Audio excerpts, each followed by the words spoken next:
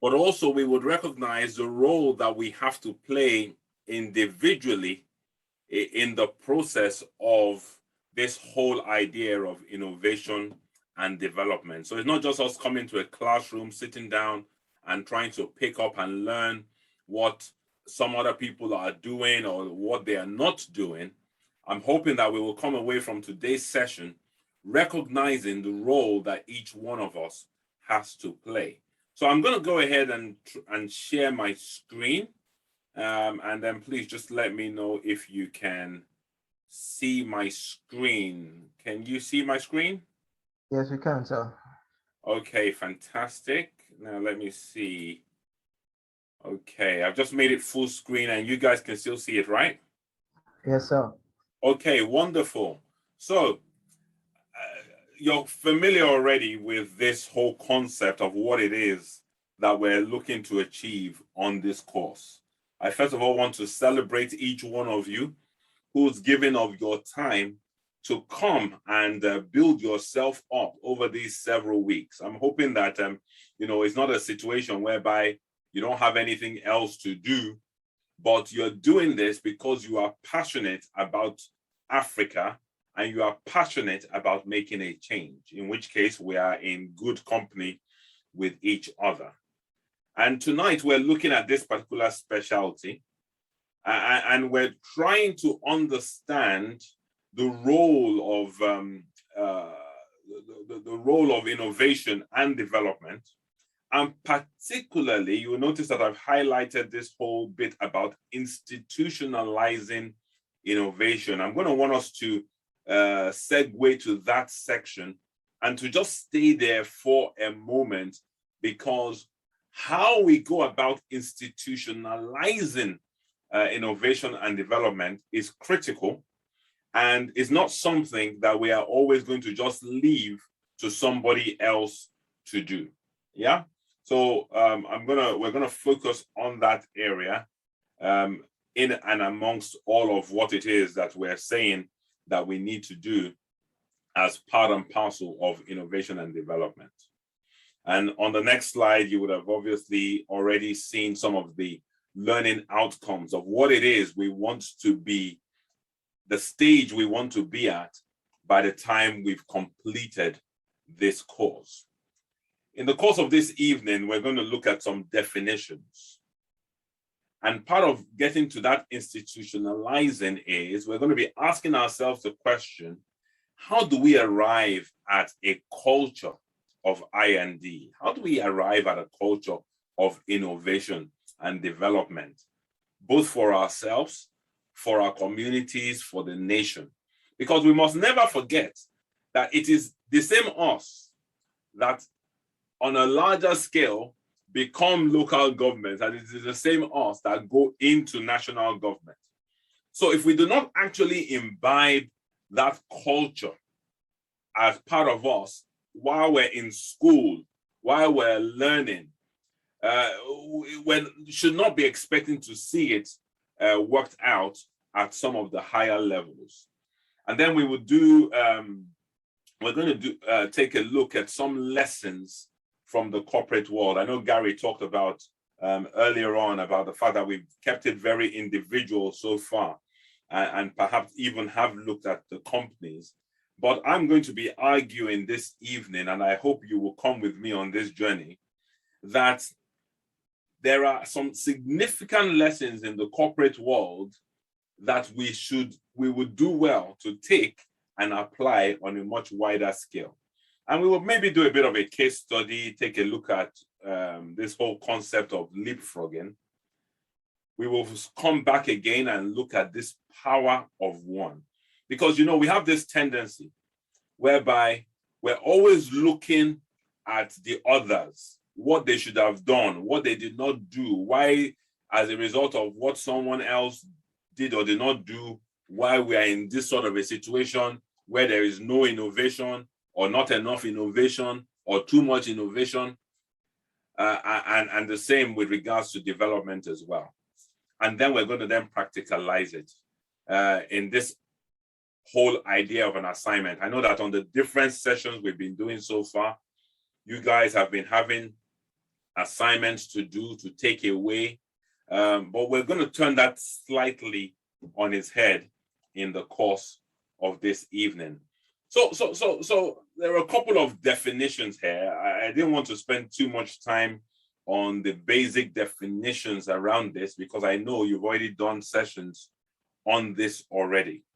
In fact, maybe before we go into these ones that are listed on the screen and talking through it, from the sessions that you have done already on this particular model, would anyone just like to share with me what you now know to be the definition of this whole concept of innovation and development? Would any one of you guys just go ahead and either put up your hand, or you can just unmute yourself?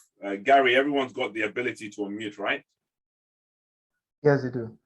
Okay, fantastic. So go ahead and unmute yourself or drop things in the chat. Now, I can't actually see the chat. So Gary, if anybody puts stuff in the chat, I'm going to need your help to no problem. Just read out to me what it is. Can someone just share with me this whole topic that we've come together to talk about tonight? What is innovation and what is development? In your own words, from your own perspective, just go ahead and one or two people share with me. And if I don't get volunteers quickly, I'm going to do something that we refer to as the African concept of volunteering, where I actually volunteer you. So who's going to go ahead and share with me to start with? Okay, all right. I don't see any hands coming up, but like I said, by all means, do keep the conversation going on in the chat. Let's keep this as interactive as possible so that it's a useful session for all of us. I'm not going to do the African volunteering tonight. I want you guys to be able to invite me back. So I'm just going to go ahead and just talk through beyond the textbook and dictionary definitions. I want to talk about what a couple of companies have referred to as innovation. So it's this whole idea of new ideas plus action. You've added action to an idea. You've added implementation to an idea, which has resulted into an improvement, which has resulted into a profit, which has resulted into gain. Gary, as I came on, you were talking about an improvement that has happened in terms of the railway from Sapele to somewhere. I can't remember where it was, or it may be Abuja to Kaduna back again. And we all know how that has been landmark. So that can be described both as a development as well as an improvement. Somebody came up with a new idea, maybe not even so new, because the whole idea of innovation is that it doesn't always have to be something that is brand new out of the cloud. Sometimes it is you approaching the same thing from a different angle. It's you putting a cleaner, newer, more modern spin on the same old thing. And that is also innovation. And we'll get to touch on that in a little bit. So new ideas plus action plus implementation, which brings about an improvement, a gain, or a profit. But then what Innovation Network adds to that definition, which is of particular or should be of particular interest to us, is that this thing does not happen in a vacuum. It is people who make it happen. And Innovation Network describes it as people creating value through the implementation of new ideas. So they're talking about the same thing that 3M were talking about, but the focus is on people. And it is people who create machines. People talk about the idea that machines are going to take over the world. People talk about machine learning, artificial intelligence. But what we don't realize is that it takes a bigger and a higher being to ensure that that dynamic remains and continues. So the role of people is so important. And you would understand it even more when I come to talk about this whole thing around institutionalizing it. People are so critical. People and the leadership that people bring determines whether we are going to have a culture of innovation and development or not. But let's talk about development. What is development? Okay, so over here is described as a dynamic process, yeah, which involves a change from one condition, one state to another, yeah? So things are in a current status quo at one point in time, but that they are changing to another status quo. Now, not all change is positive. Not all development is positive. You can actually have a negative development. You can actually have a negative change. But when we use the word development, in the most common usage, we're expecting change. We're expecting a positive change, a positive improvement. The other usage of this whole concept around development is how it is used in the sense of countries talking about their development budget, or you have the so-called first world referring to the fact that they are investing in developing, they're developing the third world. And I say so-called because some nations place themselves on certain pedestals and almost treat themselves as though they are being very generous and are developing other people. But the minute you start to look at it in more detail, you begin to realize that this concept of development is actually quite suspect and quite dodgy. Now, it's actually quite interesting, the season that we find ourselves in now, because a lot of the so-called developed nations are cutting their development budgets, or what we call ODA, Official Development Allowance. The British government, for instance, in the nation where I am based, has recently been having massive debates in Parliament around how much they are reducing their DFID spend. And Nigeria, which is actually one of the African countries and is the one that receives the most amount of official development aid, has actually had a budget cut by 58%. So a 58% cut in development, what does that translate to? What does that mean? Does that mean we are now no longer developed? Does that mean that development is going to be shortened by 58% for this fiscal year, this financial year? And that's why it's important for us to understand what really is development. At its core, development is that change of things and an improvement of change of things, a dynamic process, a changing process from one condition to the other.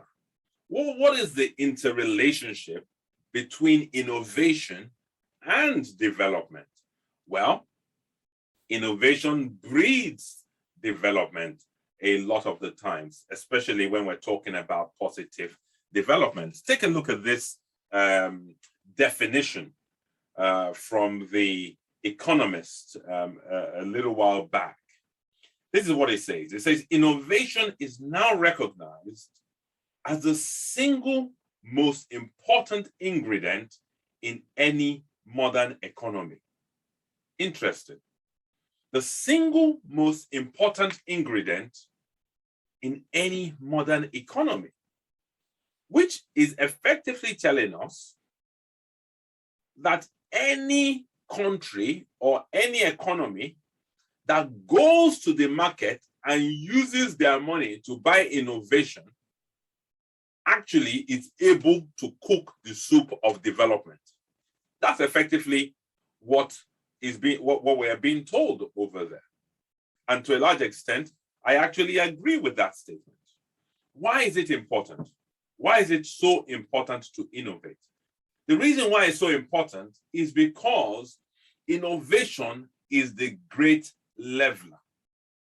As you will see as I go further down, you will. I really have a problem with this whole concept of first world, second world, third world. Some people are developed economies, some people are tiger economies, some people are developing economies. By the time we delve into it, you really actually find out that those people that are referred to as third world and developing economies, in real terms, are actually much richer in so many different ways and by various different indices than the nations that are the supposed first world. I know, Gary, you informed everyone earlier that I was a pastor, so I will use the privilege and the leverage of that to remind you that there is actually a scripture in the Holy Bible which talks about the fact that in some dynamics where the prince should be riding on a horseback and the servant is meant to be walking on the floor, the servant has now climbed onto the horse, is the one riding on the back, and the prince is the one walking on the floor.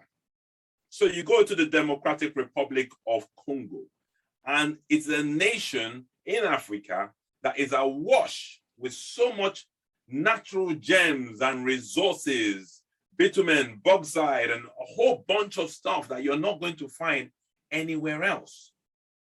Yet, take a look at the development indices of that nation.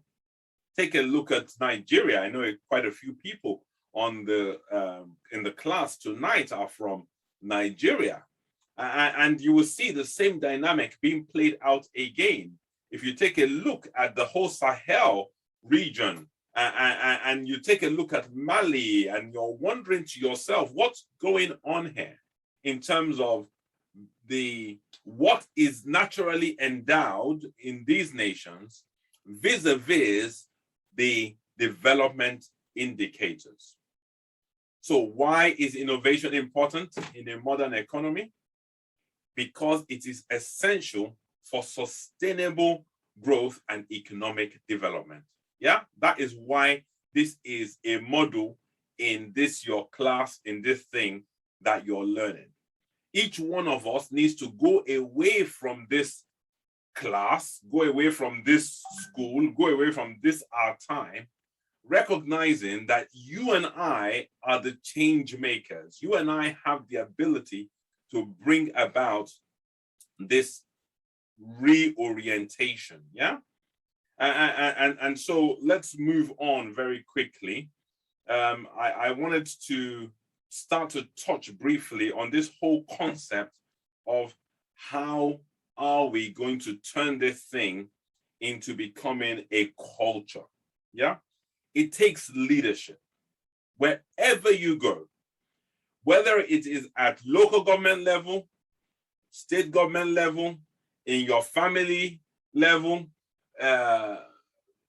it takes leadership at whichever level you choose to look at this on. And that's really the reason why I said to you that this thing permeates all different types of spheres. It takes visionary leadership. People have to have their minds open.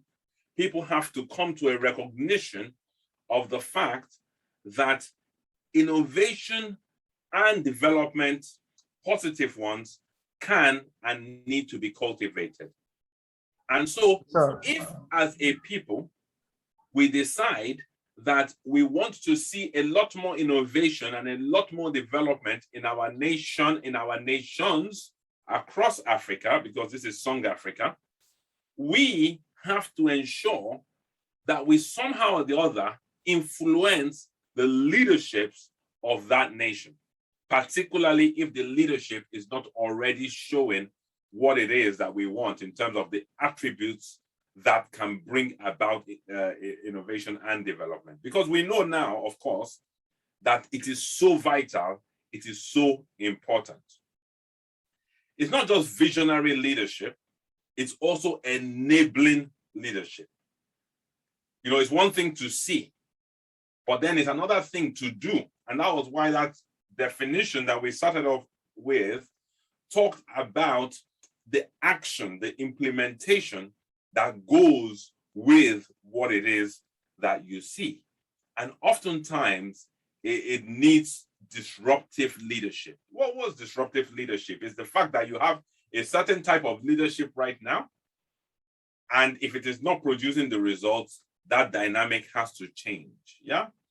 And at the bottom there, I've just talked about the fact that it's about how people and teams, how they put into practice methods and techniques that infuse an enterprise or infuse a nation with that continuous spirit of development, creative evolution. So, I mean, let's take a look at our nations again, the nations that are represented in the class tonight, and ask ourselves, what is it that we want to see that we are not seeing? What is development?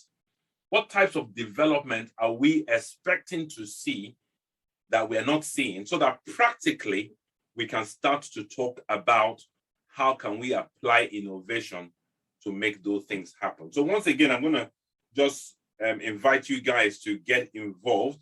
And again, either in the chat, or if you would like to just go ahead and unmute yourselves and talk to me about what country you're from and what sorts of developments do you want to see. Yes, we've seen the railway from Sapele to somewhere. Is that enough? Are we now a fully developed nation because 3 or 4 rail lines have been built?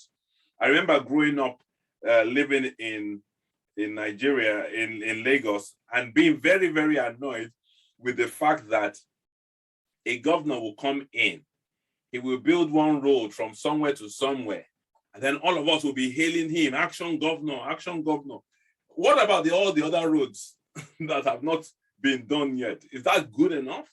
So please, let me hear from you around the class in terms of the sorts of developments that you're expecting to see in your nations. So Gary, once again, please just talk me through what you're seeing. All right, so there is a comment in the chat room from Singh Turaki.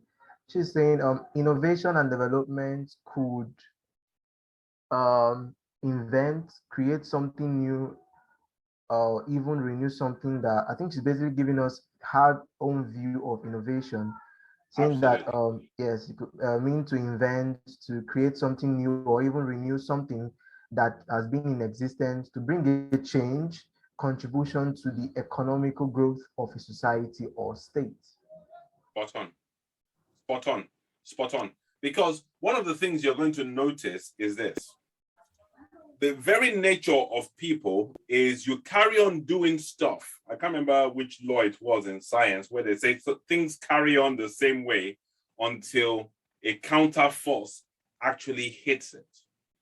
And so the reason why we have to have a culture of innovation is that we have to develop the eyes and the various senses that makes us proactively looking for how to bring about a change. On the one hand, you've got to first of all identify what are all the things that you are not happy with, you are not satisfied with. What is it? What is it? You know, just open up our minds and say, what are we not satisfied with? Yes, we have grown used to it. We're like the frog in boiling water. You know what they say about if you took a frog and dropped it into boiling water, it will jump out. But if the frog is already inside and you start heating up the water on the frog will be adapting itself to it. Yeah. So we find ourselves as human beings adapting ourselves to conditions and treating it as that's the way it is. Yeah. But we have to fine-tune ourselves to such a manner that you are looking for and develop the ability to be dissatisfied with things, to be saying to yourselves, this can be better, this can be better, this can get better. So thanks for that, Sang. Any other comments?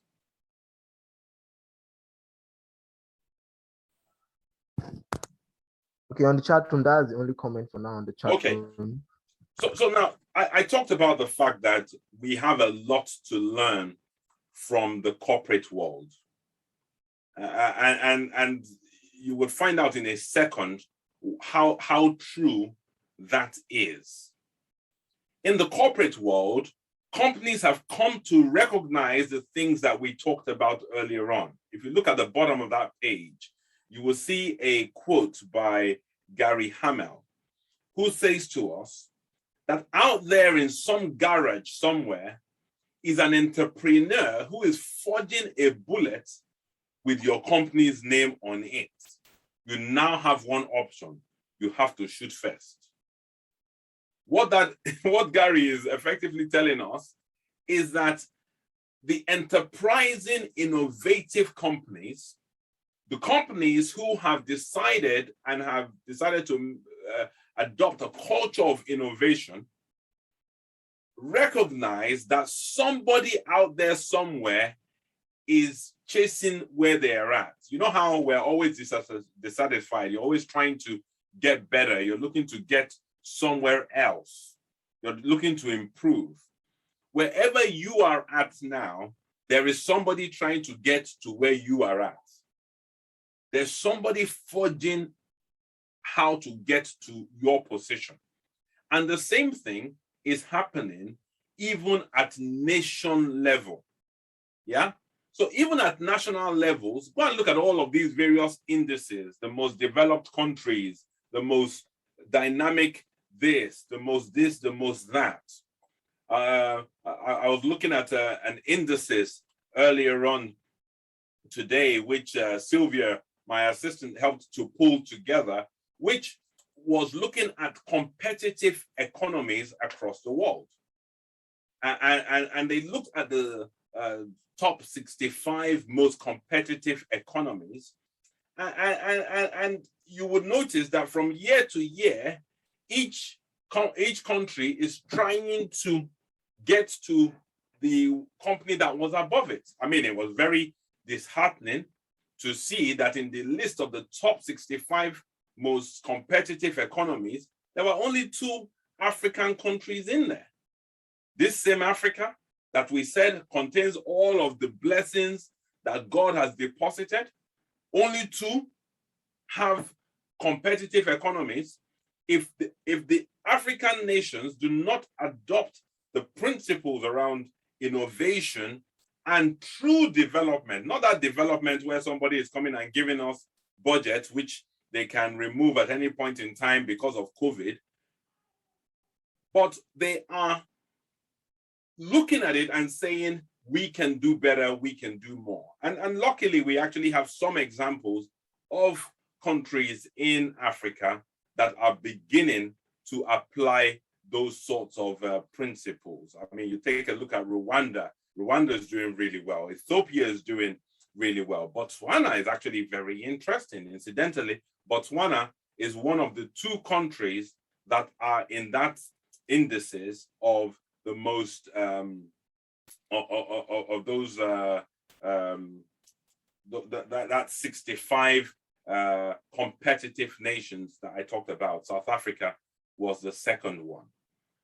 Visionary leaders who are able to lead innovation and development only need to look into the corporate world, take some lessons and apply them, because the principles translate across the different dynamics. Google is an example of a company that is very innovation focused. And when you start to look at these companies, you begin to find out that these companies, they've employed directors of innovation. What is preventing any of our countries in Africa from appointing a minister of innovation? Yeah, Richard, you've got your hand up. Please go ahead and ask your question. Yeah, good evening, Ayo. Good evening, everyone. Thank you so much for this. It's quite an exciting expose in continuation of all we have been exposed to. So my ask is, you made a statement regarding the fact that government has a lot to learn in terms of the private sector. And my guess, without prejudice to what your thoughts are, is you're talking from the lenses of capacity, you're talking from the lenses of capabilities, you're talking from the lenses of competence. So if this clearly is the case, my ask is, or perhaps the point I want to raise is, when COVID first started in Nigeria in the early days, I was aware of the fact that a lot of private corporations, global, with a global nomenclature, and I'm talking about the likes of Zenith, UBA, Bank, and all that, Yes. actually came together.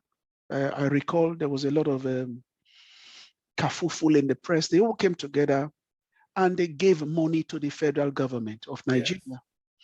knowing full well everything you have said so far in a very nice way. Government does not have capacity. Government does not have the capability. Government does not have the competence. And let me quote what Tega said in the chat. She said, I will skip everything else. The strong sense and presence of, it says, no, I will leave all of that and just say, to raise the confidence level of well-meaning individuals who can drive the economy of Nigeria to an enviable state. So my ask is, why did the private sector, with all the capacity, why did these people choose instead to put resources together, knowing too well from what you have said in terms of change management, innovative practices, improving overall well-being of society and the stakeholders, why is it that they chose to put their resources in an area or to a situation or in the hands of those that are very much shut off? I don't want to be disingenuous to them, lacking in accountability to deliver for the citizenry and impacting the overall well-being, because one of the underbellies of the NSAS, which became very well exposed during the riots, was the fact that we were able, or the press or Nigerian citizens were able to go to places that hitherto were secured, and we saw loads and loads of palliatives that were rotting away and wasting away, and yet the people were suffering. I'm sorry, it's a bit long-winded, but I'm hoping you get my drift. Have I lost you, or is it me? Oh, sorry. I think I've lost you, or is it me? No. Anyone? I think he's having a glitch with his network. Okay, I'm back. Am I back? Yeah, no, you. I think Pastor Ayo is the one with the network glitch. Okay.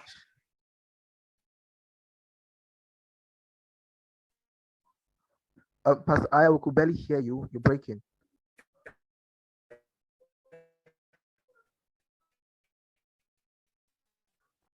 Okay, can you hear me now? Hello? It's getting a bit better, but still not clear.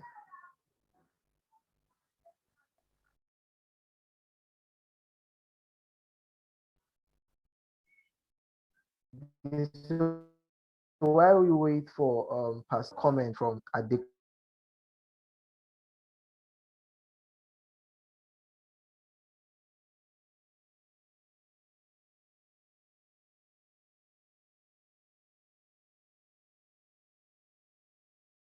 Kunle Shamsuddin. The question was postulated, man, what other departments, what other aspects that I would expect that I suppose. So it says that development, which is key, political development and economic development. Although these are long ranged, but I think we all probably get the idea. Human development, you know, considering the fact that there's a relationship between the human capital index and that of the um, nation's input in the long run. So it's something that Nigeria should actually, as a country, dare more effort to. And I think another thing is pointing out here is political development. Okay, this is one thing at Song Africa we are looking towards achieving, a level whereby youths and those in government as well are well prepared for offices they are to step into. So we don't have to have the usual agonizing we've had over the years. And also he pointed out economic development. Okay, can everyone hear me? So it won't be as though I'm talking to myself. Yeah, I can hear you, Gary. Can you hear me? Oh, okay. Oh, yeah, I can hear you clearly now. You're back Okay. with us. So I was pointing out what Adekunle Shamsuddin shared in the chat room. The question you asked about what aspects of development he would want to see changes into, and he was talking about human development, political development, as well as economic development. And although Richard has said a little bit of what Tega said in the chat room, but I will just go over it as well. Tega is speaking as a Nigerian. He is saying the stability of power supply is one thing we should look into. The strong sense and presence of security will go a long way to raise the confidence level of well-meaning individuals who can drive the economy of Nigeria to an enviable state. No, that's very helpful. Thanks for your various comments, and apologies for freezing off earlier on. Let me just quickly touch on the points that Richard raised before my network froze. And you actually raised several different, very important points.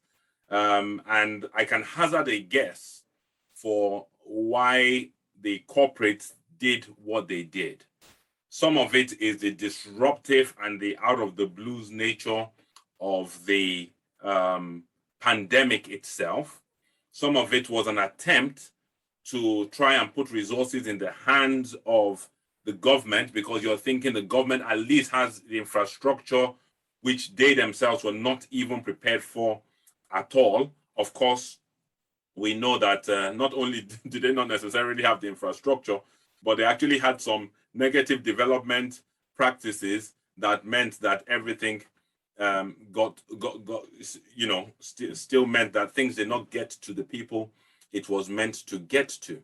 But all of this embellishes the fact why it is so important that each one of us, as innovation development change makers, finds a way to network with one another so that the change we want to see, we see. Because we've got to ask ourselves the question, is it possible or is it not possible? If it's not possible, we can put our hands up and know that, okay, so help us God, let us just continue surviving somehow or the other.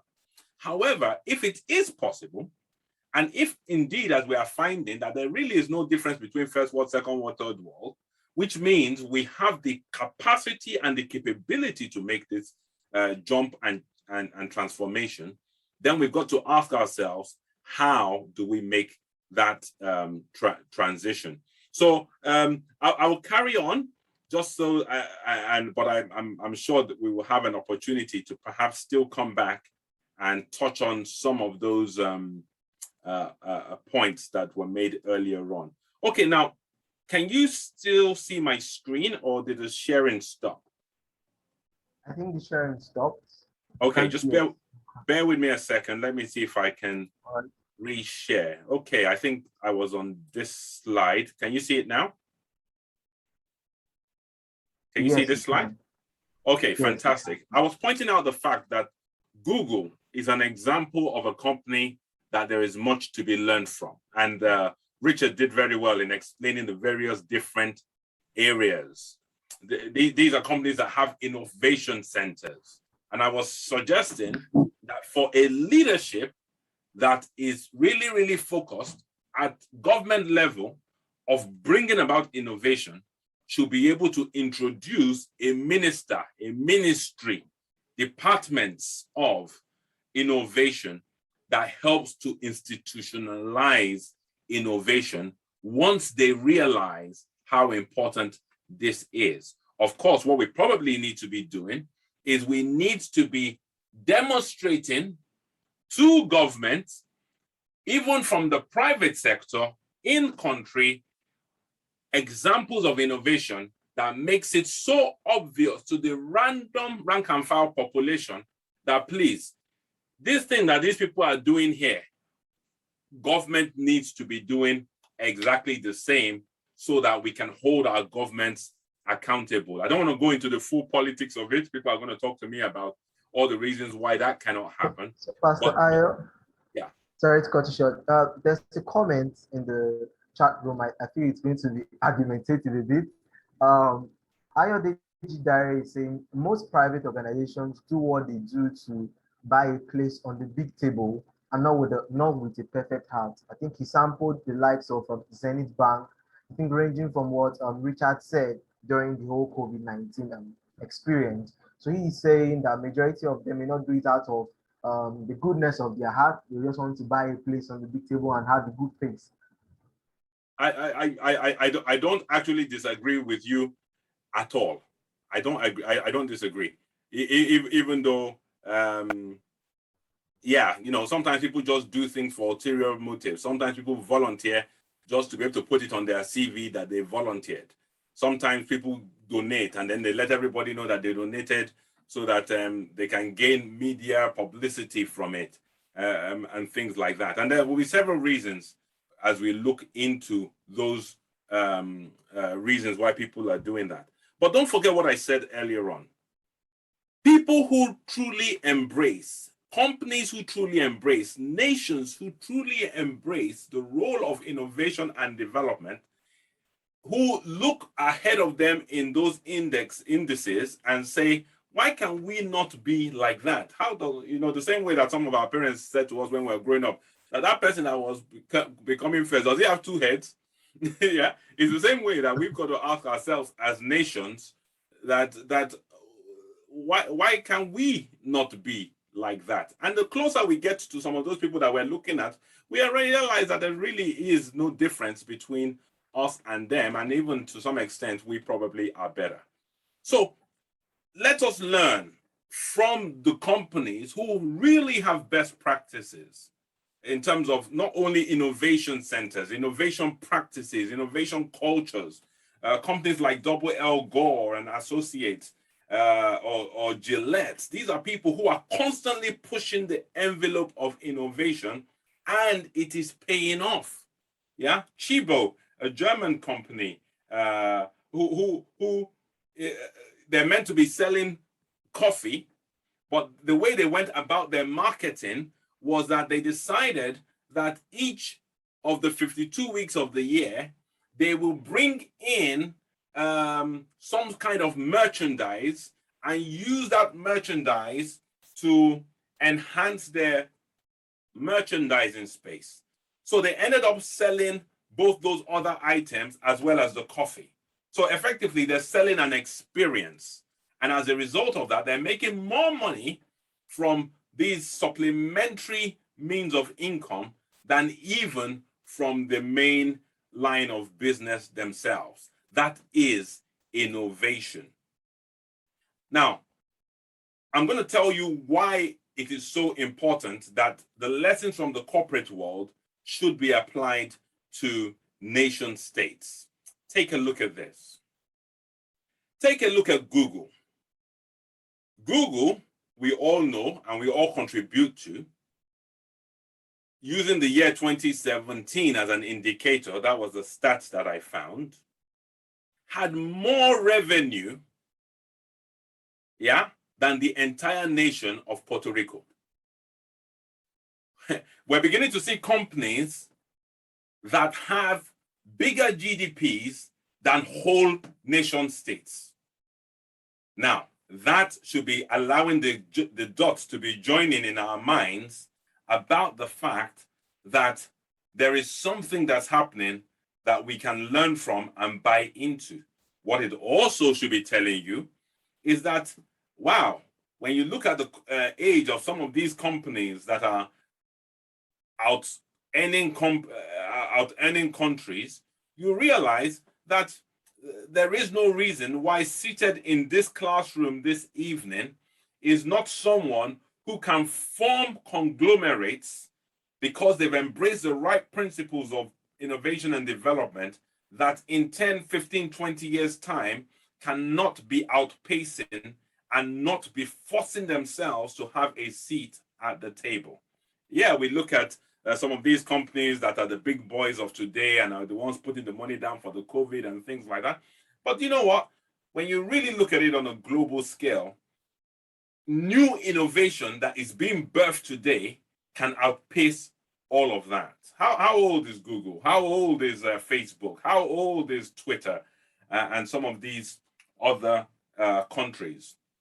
You know, how long has it taken Dangote to become Dangote? Yeah. And so that should give us some encouragement. Take a look at Walmart. How does Walmart, a company in one country in the US, out earn the whole of Belgium? It says over here that according to the revenue of Walmart, if it were a country, Walmart would be ranked the 24th largest country by GDP.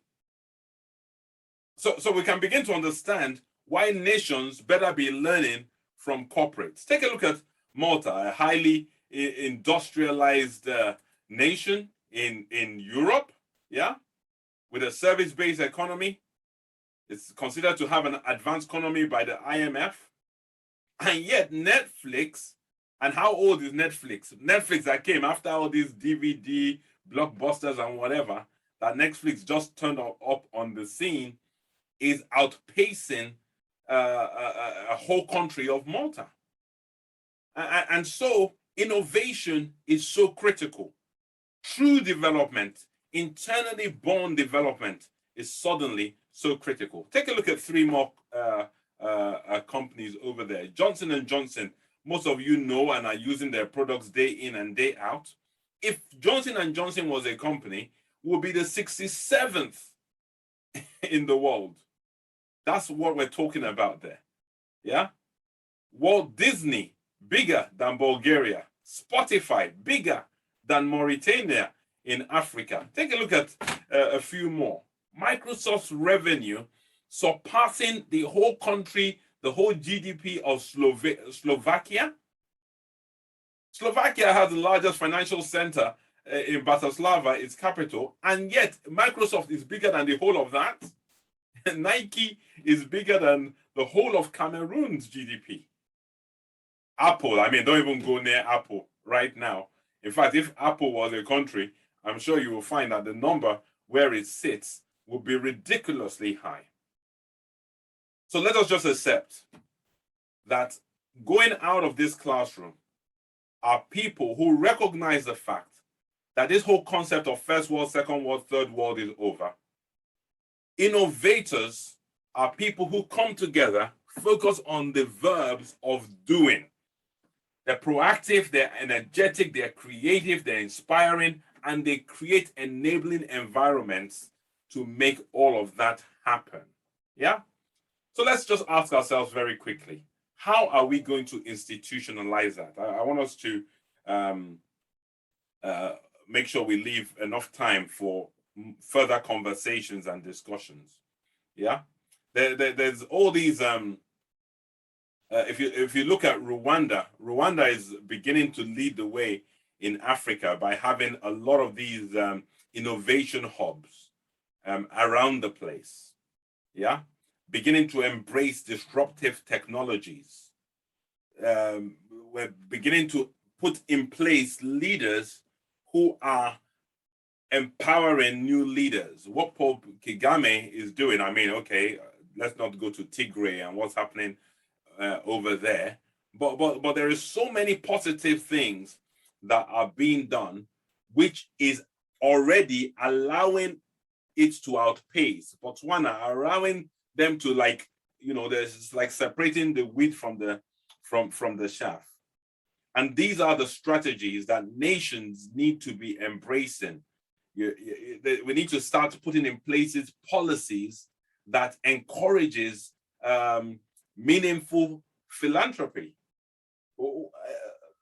So as long as we don't elect ourselves governments that see this and embrace these things, then unfortunately we're just going to find that we are like that servant, or rather the servants riding on the horseback, and we are like the princes who are walking around on the ground. We will keep exporting our raw commodities instead of adding value to them. And there is no shortage of things for us to innovate around as we look across Africa. It's a exciting and a sad moment where we kind of need to just really wake up ourselves. What are the characteristics of nations that are set to institutionalize change? Yeah, and I've listed some of them over here, and I'm sure Gary and Nonso and the team of these slides, read through that and just take it in.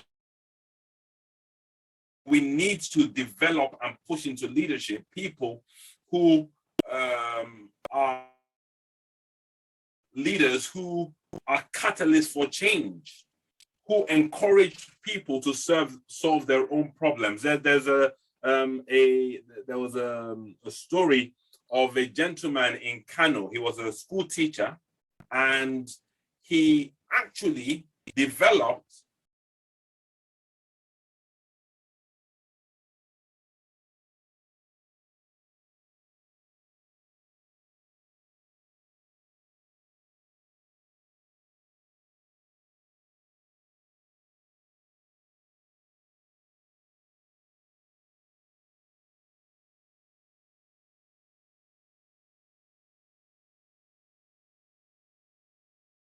and create. You see around not going as well requires even the fact that we don't have leaders who necessarily are embracing innovation and encouraging the institutionalization of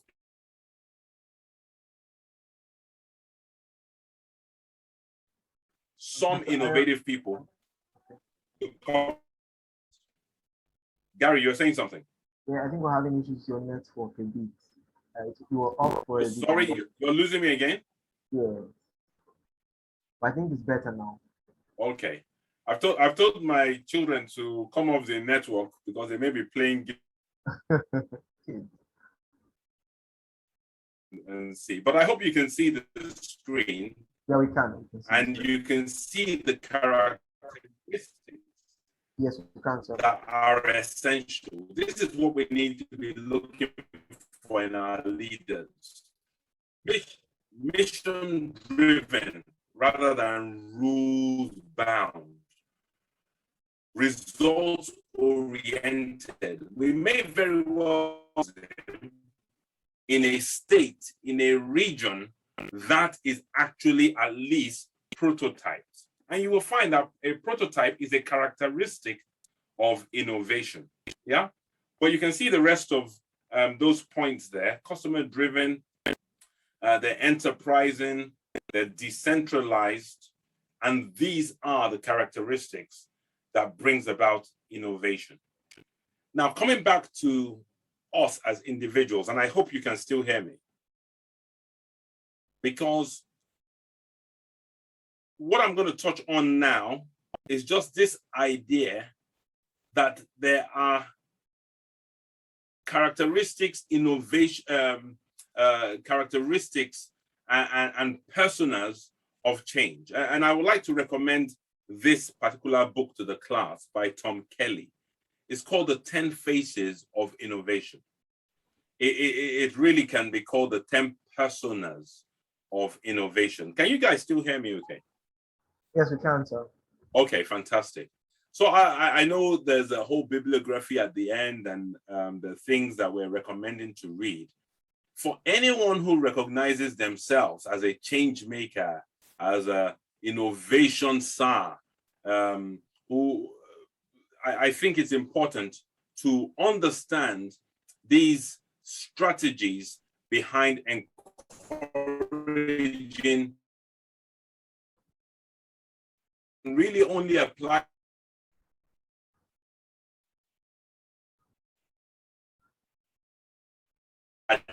adopted by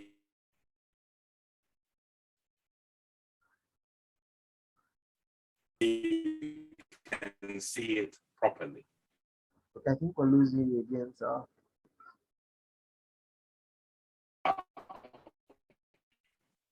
Well, can you still?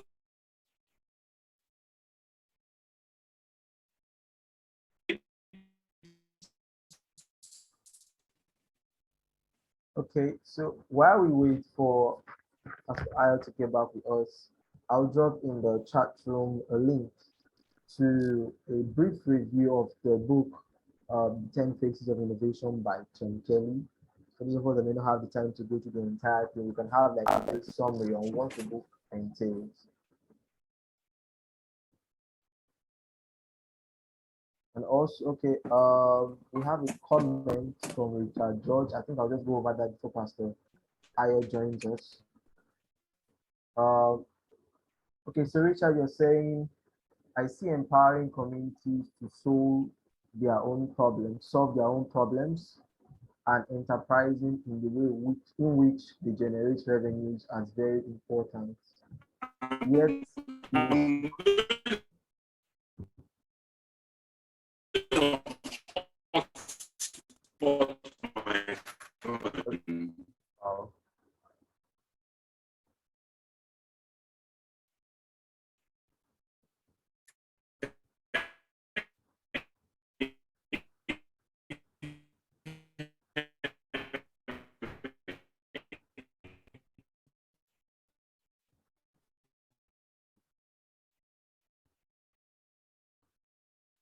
okay, I think you're okay. It's not back on. Okay, Gary, can you hear me now? Yeah, we can, sir. I think the network is still a bit down. So maybe you turn off your video so that the bandwidth can accommodate more of your audio. Can you hear me? I can, but I don't know if Pastor Ayo could hear you.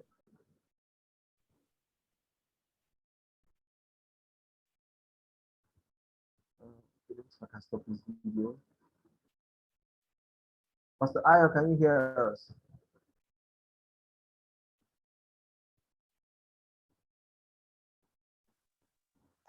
He's gone off, so I'm sure he's trying to reconnect.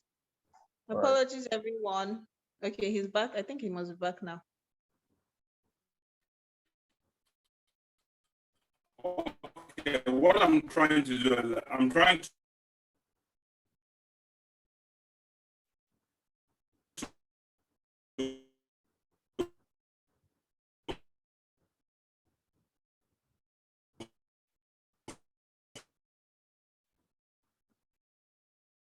Okay. So I think Pastor Ayo would have to log on again.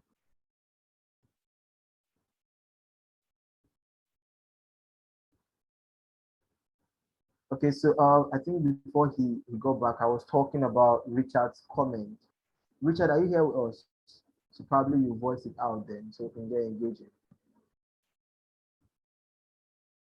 I think Richard is somewhat preoccupied.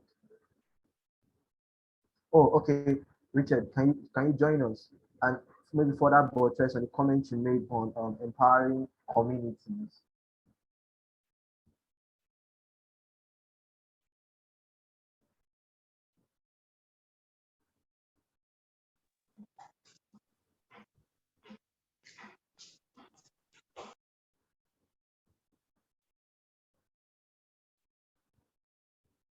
Okay, I think Pastor Ira is joining us back. Please really apologize for the a glitch in network.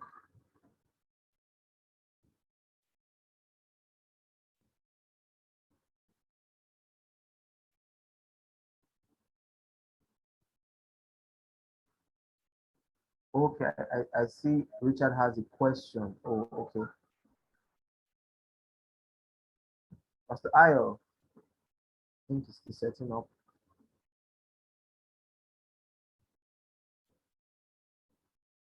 Okay, I think probably I would share my screen for now. I think I have listed out the characteristics Pastor Ayo was sharing. So you can have a look at that while he gets set up. Okay.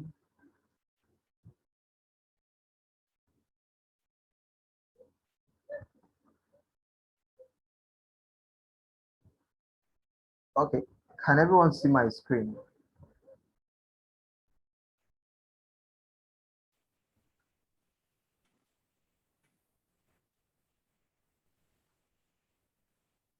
Hello. Yes, I can see your screen, sir. Oh, all right. Pastor It's Ayo, a are you bit, back with us? it's a bit blurry though. Oh, it's a bit blurry. Oh, sorry. Okay, can you hear me now? Yeah, we can, sir. Okay, so first of all, my apologies, everyone. We're talking about innovation and development, and I think I need some innovation and development here right now. So apologies to all of you guys for the various disruptions. So I'm going to take Noso's suggestion. I'll leave the video off.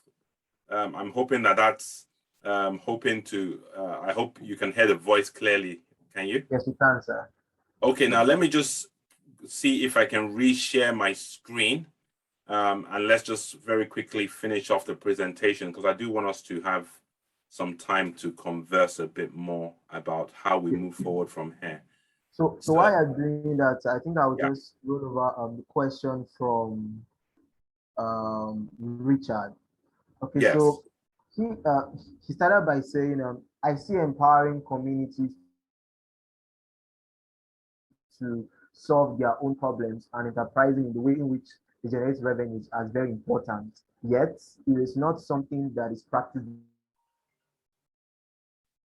very well in Nigeria across Oh, this is a struggle. board, despite the well documented by his stance on VAT for rivers as a step change for fiscal federalism. Is he a change maker? Is he an innovator? Is he influencing Nigerians to think outside the box? So I think he's using Governor Wike as a case study here now to look at his stance on VAT for Rivers State government. I think we've lost Pastor Ayo again. Pastor Ayo, are you with us? Okay, Gary, I think I'm back now. Can you hear me? Yeah, I can hear you clearly. Okay, sir. now I didn't hear all of Richard's question. I know it's something to do with Governor Wike and VAT. Yes.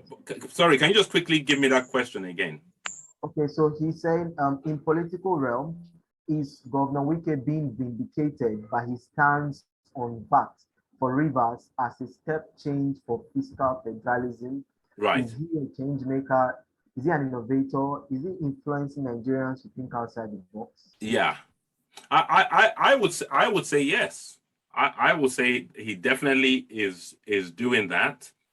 I don't fully understand the politics, and so I don't know what the motivations are, but it does not change the fact that he is being innovative in the sense that there's a whole big issue around IGR in terms of internally generated funds. Everybody's looking to the center. And as a result of that, everyone is looking upward and scrambling from one pie. If the Constitution allows the government to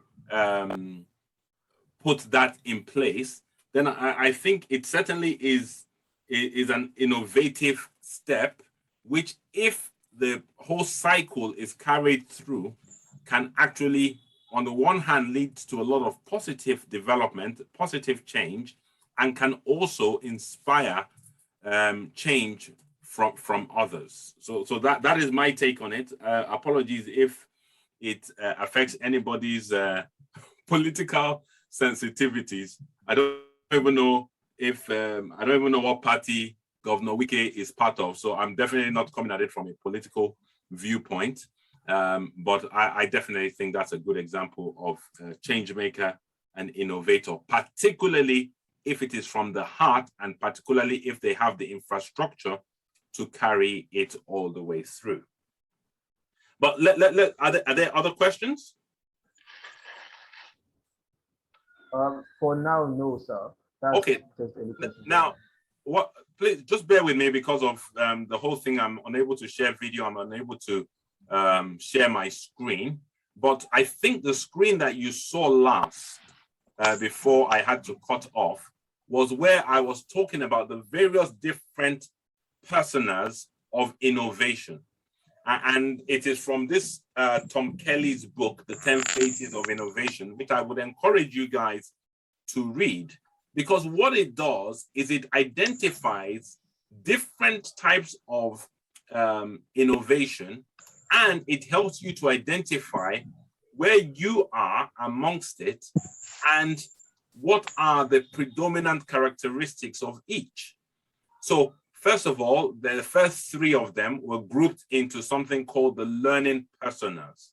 An individual, a family, a company, a nation that really, really wants to become developed through innovation must certainly go about being very proclived towards learning. One of the personas is an anthropologist, i.e., it suggests that if you just simply take a close look at what is going on in a scenario, you will be able to start to spot what needs to be changed about it. And it goes into a lot more detail and gives examples of examples of that. A proclivity towards being an experimenter, you know, making prototypes.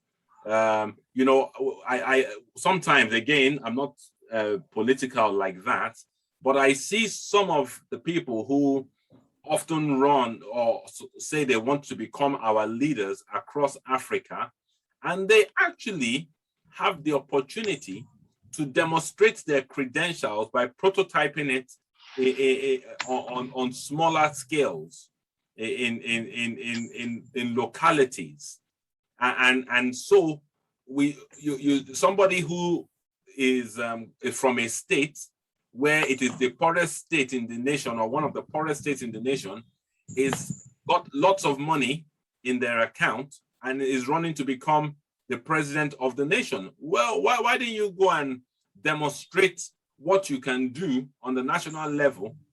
Go and demonstrate it in your local government authority first. Create companies, create jobs, provide opportunities for people, create scholarships and get all the people to go to school.